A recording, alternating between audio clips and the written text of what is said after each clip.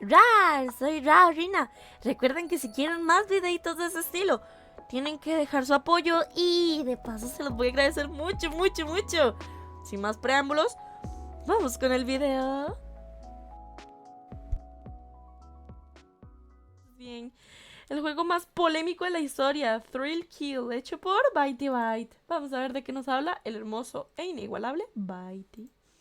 Hubo una época en la que los videojuegos dejaron de ilusionarme. Estaba muy perdido en la vida. No sabía qué jugar ya. Todo me parecía más de lo mismo. No encontraba nada que me motivara. Hasta que un día vi la luz gracias a Jesús.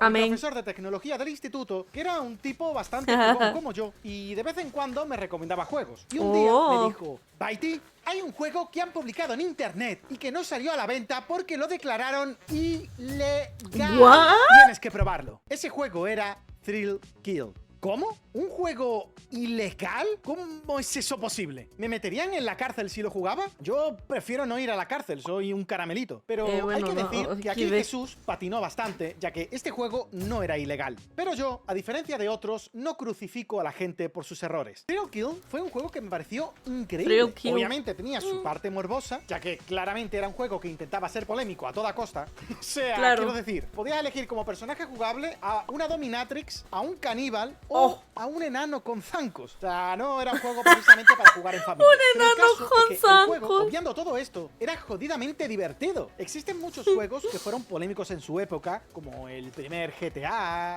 o el primer Postal. Pero, por ejemplo, estos dos me parecieron un mierdón. O sea, el primer GTA es una mierda. Aceptémoslo, era un basurón. Pero en cambio, Thrill Kill me pareció un juego de lucha que tenía mecánicas novedosas, que era jodidamente divertido de jugar en multijugador y que, sorprendentemente, estaba terminado. Entonces, si estaba terminado, ¿por qué coño no lo publicaron? ¿Censura? ¿Se cagaron? Hoy os voy a hablar de la historia de Thrill Kill, uno de los juegos más polémicos de la industria del videojuego. Y además, para ello, he tenido la oportunidad de hablar con dos antiguos desarrolladores del juego de la industria. Uno de ellos, Keith Arem, que fue director de sonido del juego, y con David Allman, que fue programador senior del proyecto. Nos tenemos que ir a 1994, que nacería Paradox Development. Quizás a muchos os pasa como a mí, que pensáis en la empresa Paradox y os viene a la cabeza Europa Universalis, Crusader Kings, simuladores de exámenes de historia con más DLCs que los Sims. Pero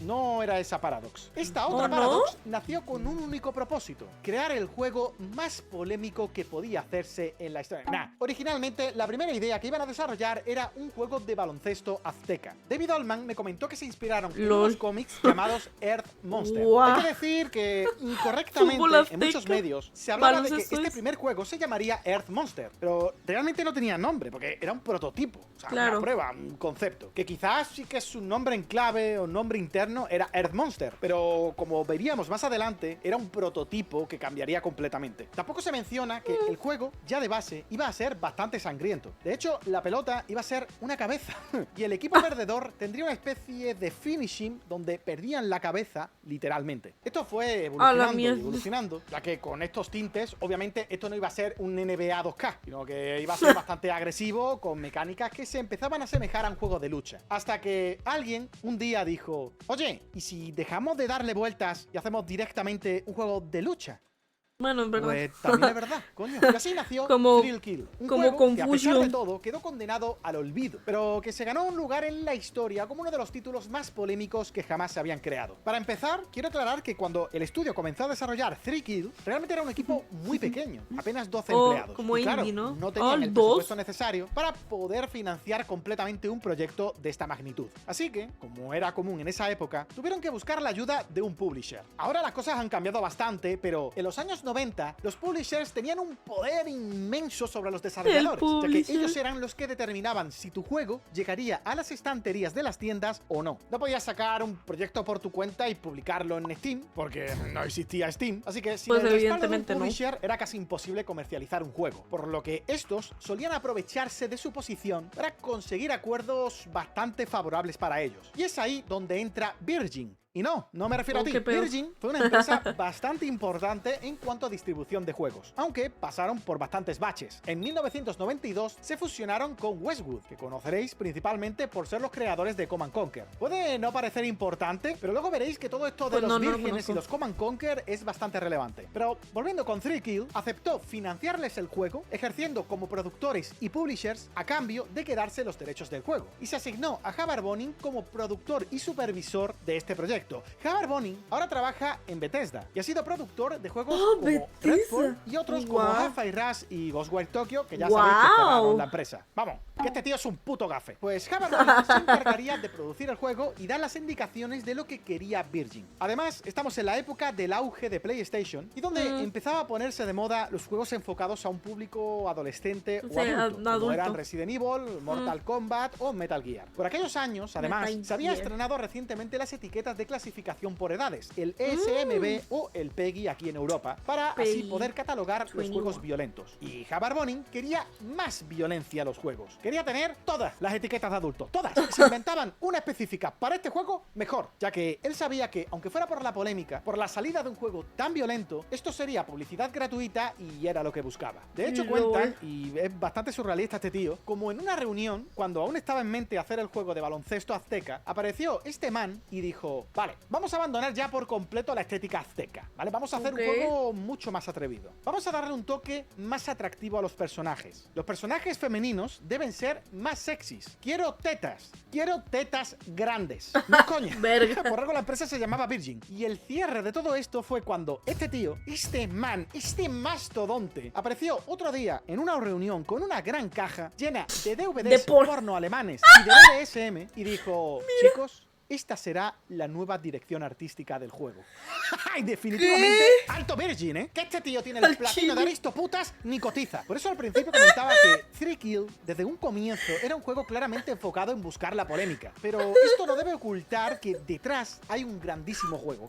Era una proeza técnica. Y no estoy de coña. Fue el primer juego de lucha en 3D que logró poner 4 luchadores en pantalla. Mucho antes que juegos como Smash Bros. Además, Claro. iba a 30 FPS estables, Oh. 150 polígonos por personaje y tenía iluminación dinámica. O sea, realmente exprimía Guau. al máximo la PlayStation 1. Y precisamente por ser el primer juego de lucha en 3D en poner 4 jugadores en pantalla, no había referencias. No había otros títulos en los que basarse. Y aún así consiguieron que jugar en Claro. 3D a un juego de lucha de 4 jugadores Guau. fuera jugable. Era un poco caótico por momentos, Claro, pero claro. era muy divertido. Las peleas se hacían en una habitación cerrada. Tu objetivo era rellenar una barra, un indicador a base de golpear. Cuando lo llenabas, desbloqueabas un movimiento especial. Los 3 kills, que para entendernos eran los finishing de los Mortal Kombat. Si agarrabas alguno y no fallabas el ataque, pues acababas con el personaje y ahora quedaría uno menos. La historia trataba de 10 lol, almas que como se una encontraban Ultimate. en el infierno. Y Maruka, que era un demonio y también una especie de diosa, pues se aburría esa tarde y dijo, mira, tengo el coño aburrido, vamos a hacer un torneo. Y quien gane, pues lo vuelvo a la vida. Y ya está. No era una maravilla la historia, pero bueno, no le hacía falta. De XD. personajes tenemos a Belladonna, My Lady, el personaje más famoso y portada del juego. Bibliotecaria que se convirtió en dominatrix y mató a su marido y hermana después de descubrir que tenían una aventura. Fua. Caín, pirómano que se quedó atrapado dentro del edificio que él mismo quemó y murió por gilipollas. Este es el personaje más roto Literal. del juego porque tiene ataques en área y además puede Oh. disparar fuego por el culo, que es algo que a mí también me pasó cuando me fui de viaje a México. Cletus, caníbal que vendía salchichitas caseras hechas con el resto de sus víctimas. Murió por comer XD. carne infectada. Él además pelea con la pierna de una víctima, que es algo raro, porque si lo piensas, él está en el infierno. ¿Qué Pero pedo? entiendo que la pierna de la víctima también, pero solo la pierna. ¿Eso significa que un XD? brazo tuyo puede ir al cielo y el otro al infierno? Bueno, ¿qué más da? Si es un juego y encima fue cancelado. Doctor El de la cirujano plástico que mataba a sus víctimas. Definitivamente el peor cirujano de la historia. No entiendo por qué la gente Evidentemente. lo contrataba. Y murió después de colocarse una trampa de osos en la cara. The Imp, el enano con zancos. Murió después de clavarse zancos en las piernas en un alarde de intentar ser más alto. Este no ha matado a nadie. Yo no sé por qué está en el XD. infierno. Los Bueno. enanos siempre van al infierno. Es como los zurdos. Violeta, una contorsionista del circo que después de que abusaran de ella alguien que entró en su camerino, lo mató. Murió por una ruptura en la médula espinal mal al hacer un truco. Sinceramente tampoco entiendo por qué coño ella XD. está en el infierno. Judas, dos gemelos unidos por el torso. Este no tenía historia aún, ya que era de las que faltaba por terminar. Mamut, Claro. esta cosa. No estaba muy currada la historia, la verdad. Trabajaba en correos y un día lo despidieron, se volvió loco y mató a todo el mundo. Ya está. Maruka, la diosa de antes. Esta es un personaje desbloqueable. Oddball, Oh. trabajador del FBI que se convirtió en asesino en serie después de volverse loco. Y Tormento, XD. un juez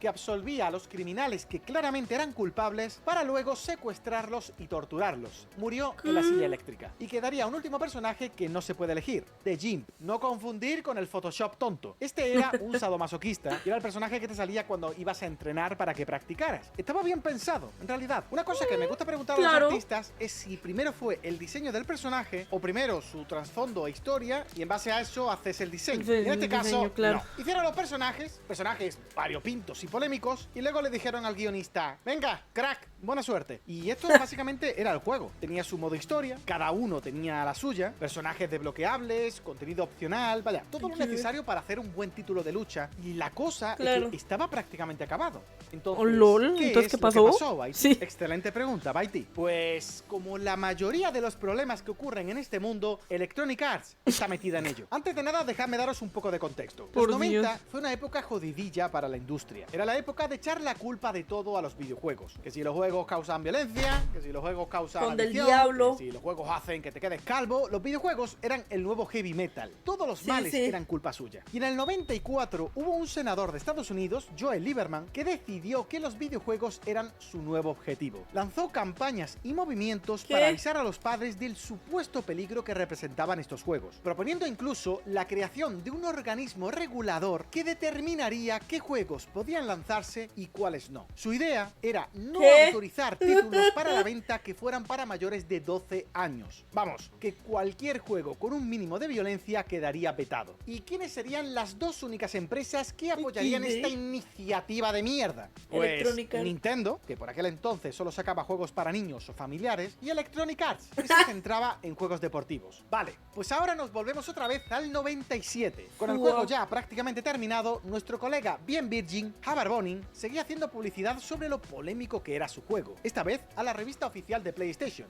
Three Kills será el juego más oscuro, desagradable, extraño y simplemente incorrecto jamás creado. Al encender el juego, te saltaba un aviso. ¡Cuidado! Thrill Kill contiene violencia extremadamente gráfica y temas delicados. ¿Confirmas que tienes más de 17 años y que no tienes problemas en ver imágenes de adultos haciendo actos violentos cuestionables u ofensivos? ¿Aceptas o no aceptas? Y claro, esto obviamente si lo coge un niño dice, Peggy 17. Vaya, tiene violencia extrema, amputaciones y puede que contenido sexual. Definitivamente no voy a jugar a este juego. ¡Claro que no! El niño ve esto y dice, ¡claro que hace esto, coño! ¡Dámelo ya! ¡Quiero jugar! Luego el juego tampoco era para tanto. Claro, en el contexto de esa época pues, no era la Esencia. norma. Pero es que hoy día cualquier juego de disparos de medio pelo tiene más violencia gráfica y muertes más explícitas que este. Pero claro, estamos hablando Pues de una sí. época en la que pensábamos que esto era el techo gráfico y que jamás se haría nada más realista. Y unos meses después, Bonin consigue su ansiado trofeo. El juego recibe la clasificación SRB de juego más 18, juego solo para adultos. De hecho, fue el primer juego en conseguir esta etiqueta. Y PlayStation, Oh, poco lol. después, revisó el juego y aprobó su publicación. ¡Ole! Pues parecía que todo iba ¡Ole, maravillosamente bien, ¿no? PlayStation! Pusieron incluso ya fecha de salida, entre julio y agosto del 98, porque todavía pues quedaban por pulir algunas cinemáticas y algunos detalles. Y el juego, además, había generado bastante expectación por toda la polémica que levantaba, y muchos Claro. periodistas contactaron con Virgin para obtener copias del juego, porque sabían perfectamente que con la que se iba a formar tras su lanzamiento, pues tendrían mucha expectación. De hecho, un plan de marketing que tenían era enviar el juego de prueba a personas, políticos y revistas que sabían que odiaban muchísimo la violencia en los videojuegos para que esto generara un escándalo y al final publicidad. Incluso se llegó a plantear ya una secuela. Three Kill 2 ahora es personal, pero nuestro querido Bonin desconocía una cosa, ya que las etiquetas de clasificaciones de edades eran bastante nuevas por aquel entonces, Los juegos clasificados más 18, por tanto, para adultos, solo podían venderse en lugares que se vendiese contenido para adultos, como, por ejemplo, tiendas que venden películas porno. Claro, esto ya pues cambiaba un poquillo la cosa. Así que de un día para otro aparece Bonnie y dice, oye, que todo eso que os dije de lo de las pelis porno, sado y todo eso, que era broma, ¿sabes? Que era broma. No lo creéis,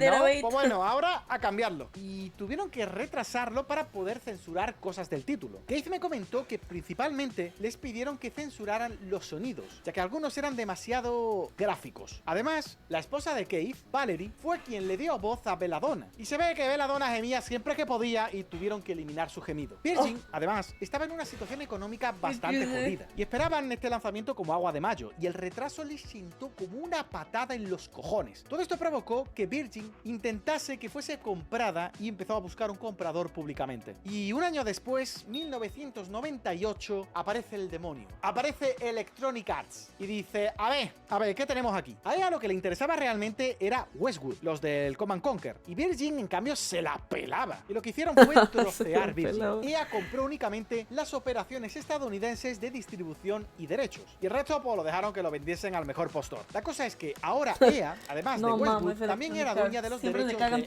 los juegos Thrill Kill. Electronic Arts además tenía una relación estrecha con el senador Joel Lieberman. Recordemos, fue de las dos únicas empresas que apoyaron su propuesta. Así que, ¿qué decidieron hacer? Callarse como cabrones. No hablar.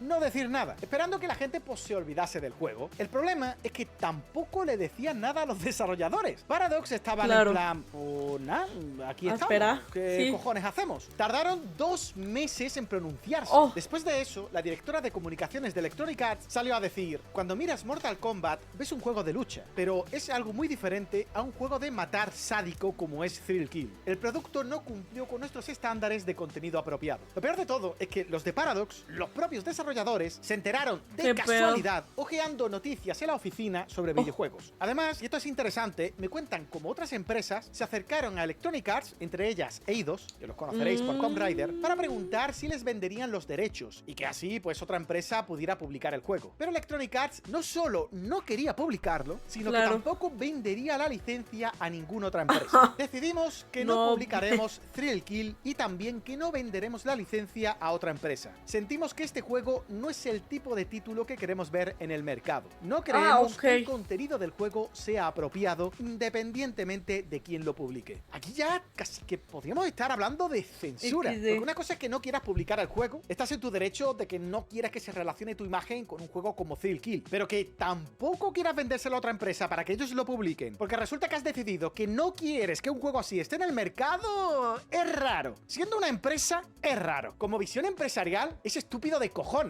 En plan, no quiero ganar más dinero. Así que esto solo se explica por la estrecha relación con el senador Joel Lieberman, y que ya sabes cómo funciona esto de la política. Hoy me haces un favor a mí y me apoyas, y yo mañana te rasco la espalda a ti. El propio ex vicepresidente de diseño de Virgin, Julian Rignall, salió públicamente enfadado a decir que no tenía ningún tipo de sentido todo esto. Evidentemente no lo tiene. Diseñado para un público adulto, y calificar de contenido inapropiado este juego es ridículo. ¿Desde cuándo Electronic Arts es el guardián de la moral de los juegos? La industria tiene un sistema de calificación para este propósito, y en última instancia debe ser el consumidor el que decida comprarlo o no. Así que pasaron los meses y un día alguien publicó en internet 2 ROMs. Una era Thrill Kill versión censurada y la otra Thrill Kill más 18 versión puticlub. Y esto corrió como la pólvora. Se convirtió en poco tiempo en uno de los productos más descargados de internet en ese momento. Ahí fue cuando el juego, con el boca a boca, llegó a Jesús, luego este me lo comentó a mí, y así es la historia de cómo yo conocí Thrill Kill. Y podría acabar aquí, pero hay que decir que Paradox decidió reutilizar el motor. Viendo el éxito del juego, o al menos en internet, pues no le faltaron novias para hacer nuevos juegos. Esta vez fue Activision, quien les contrató para hacer un nuevo juego para PlayStation 1 con la licencia del grupo de rap Wu-Tang Clan. El juego, Wu-Tang Shaolin Style, un título que, como podéis ver, utiliza muchísimo del juego original. Posteriormente harían otro juego de lucha, X-Men Mutant Academy, y el cierre, quizás más irónico, fue cuando los contrataron para hacer un juego de Mortal Kombat, el Shaolin Monks. Como curiosidad, este juego fue el primero en añadir el concepto Multality.